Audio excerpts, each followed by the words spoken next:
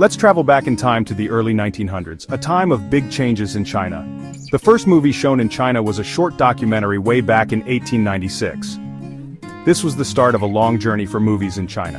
In 1905, the very first Chinese movie, Dingjun Mountain, was made. It was a recording of a Peking opera, kind of like filming a play. This showed everyone how movies could share Chinese culture.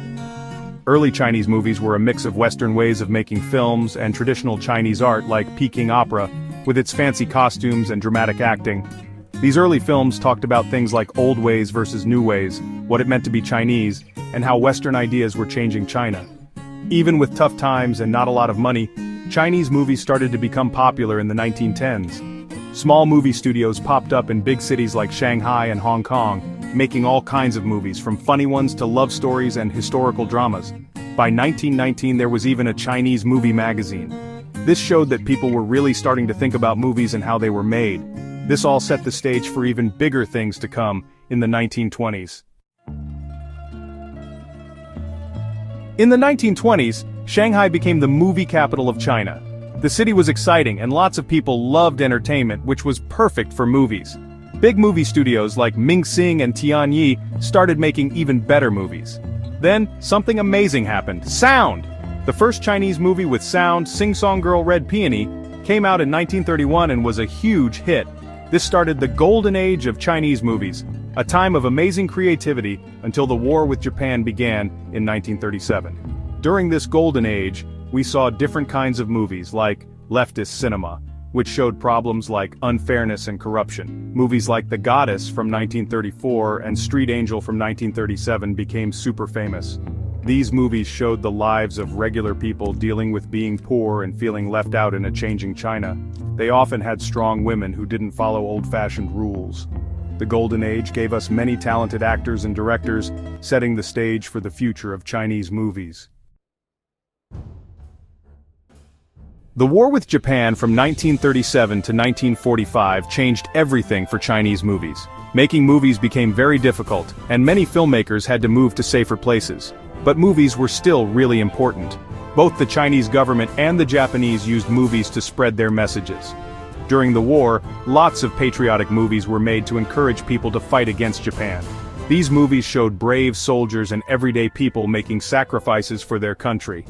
After the Communists won the Civil War in 1949, the government took control of all the movies. Movies became a way to teach people about communist ideas. Movies like The White-Haired Girl from 1950 and This Is Not a Time to Be Afraid to Speak from 1955 showed the kind of movies that were popular then. These movies praised hard work and loyalty to the Communist Party, and they criticized selfish people and old traditions. Even though the government controlled what movies could show, filmmakers still found clever ways to talk about important issues and feelings. After Mao Zedong died and the Cultural Revolution ended, Chinese movies changed a lot. In the late 1970s and 1980s, a group of new directors called the Fifth Generation started making movies. They had learned about filmmaking after the Cultural Revolution, and they had new ideas. Directors like Zhang Yimou, Chen Kaigi, and Tian Zhuangzhuang made movies like Yellow Earth from 1984, Farewell My Concubine from 1993, and The Blue Kite, also from 1993. These movies were very different from the movies made before. They showed people feeling lost and confused in a quickly changing China. These movies became famous around the world for their beautiful pictures and honest stories. They won prizes at big film festivals and showed the world a different side of China. The Fifth Generation opened the door for even more new filmmakers who wanted to make different kinds of movies. Chinese movies today are all about becoming famous worldwide, making lots of money, and trying new kinds of stories. Because China is a powerful country now, lots of money goes into making movies.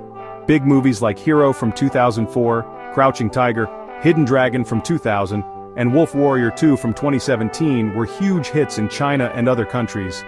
These movies show China's amazing culture and how good they are at making movies. But Chinese movies aren't just big action films.